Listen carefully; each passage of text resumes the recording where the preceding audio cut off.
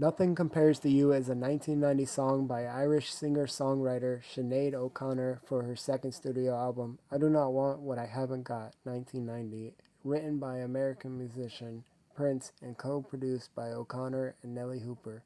Nothing Compares to You is a pop song with lyrics expressing an abundant lover's feelings of longing. At least that's what Wikipedia says. I, on the other hand, say it's a timeless song that will forever live on, and it's been passed on from Prince to Sinead to Chris Cornell, and I wonder who is going to be singing it next, because I believe it's a piece of art that will be studied throughout history, or no, will be sung throughout history. Prince originally made Nothing Compares to You for his band The Family, and the first version was recorded in 1984 for their self titled debut album. O'Connor's rendition, however, was released as a single in early 1990 by Chrysalis Records and became a worldwide hit.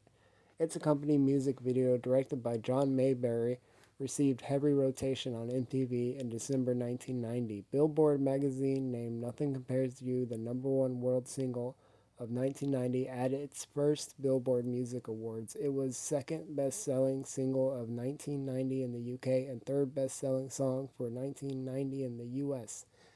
Needless to say, it kicked ass. Sinead Marie Burnett O'Connor. She was a singer, a musician, but also an activist. During her musical career, which encompassed several hits and artist collaborations, O'Connor drew attention to issues such as child abuse, human rights, racism, and women's rights. She was also known for her outspoken public image, openly discussing her spiritual journey, activism, social political viewpoints, and struggles with mental health. On October 3rd, 1992, she appeared on Saturday Night Live. While performing a rendition of Bob Marley's 1976 song War, she staged a protest against the Catholic Church, holding a photograph of Pope John Paul II up to the camera and tearing it to pieces, saying afterwards, "Fight the real enemy," and throwing the torn photo to the floor. Nearly a decade before the world became fully aware of the widespread sexual abuse of children over many years in the Catholic Church. Her memoir, Rememberings, was released in 2021 and became a bestseller. In 2024, O'Connor was posthumously nominated for induction into the Rock and Roll Hall of Fame. Alright, Prince Rogers Nelson, known as Prince, was an American singer, songwriter, musician, dancer, and actor. He pioneered the Minneapolis sound and was influential in the evolution of various other genres, often credited as one of the greatest musicians of his era. Prince was raised in Minneapolis, Minnesota. He signed a record deal with Warner Brothers Records at age 18 and released his first albums For You 2 years later. He achieved critical success with his albums Dirty Mind in 1980, Controversy in 1981, and in 1999 and 1982. In 1984, Prince became the first singer to simultaneously have a number one film, album, and single in the United States with the film Purple Rain, the Purple Rain soundtrack, and the year's best-selling single When Doves Cry. The album, recorded with his new backing band The Revolution, spent 6 consecutive months atop the United States Billboard 200 chart and won the Academy Award for Best Original Song Score. After disbanding The Revolution, Prince released his first independent double LP in 1987, Sign o' the Times, widely considered the greatest work and one of the greatest records in music. In 1993, in the midst of a contractual dispute with Warner Brothers, Prince changed his name to the unpronounceable symbol known to fans as the Love Symbol. Prince was often referred to as the artist formerly known as Prince or simply the artist. After signing a contract with Arista Records in 1998, Prince reverted to his original name in 2000 and continued releasing albums, including the double Grammy Award-winning Musicology in 2004. He was a prolific musician who released 39 albums during his life with a vast array of unreleased material. On April 21st, 2016, at the age of 57, Prince died at his Paisley Park home and recording studio after accidentally overdosing on counterfeit hydrocodone pills which were laced with fentanyl. Christopher John Cornell was an American musician best known as the lead vocalist, rhythm guitarist, and primary lyricist for the rock bands Soundgarden and Audioslave. He also had a solo career and contributed to numerous movie soundtracks.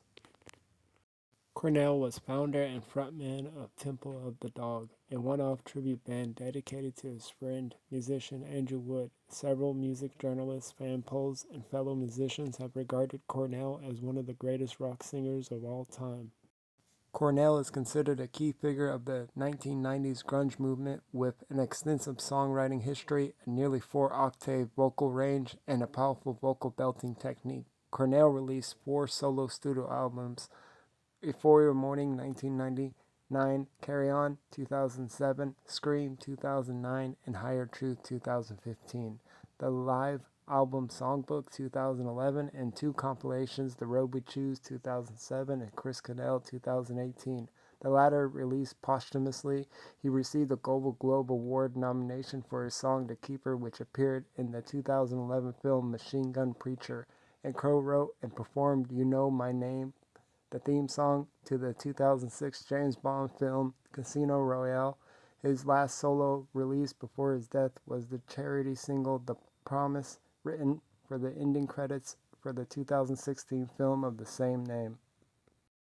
Cornell struggled with depression for most of his life. He was found dead in his Detroit hotel room in the early hours of May 18, 2017, after performing at a Soundgarden concert an hour earlier at the Fox Theater. His death was ruled a suicide by hanging.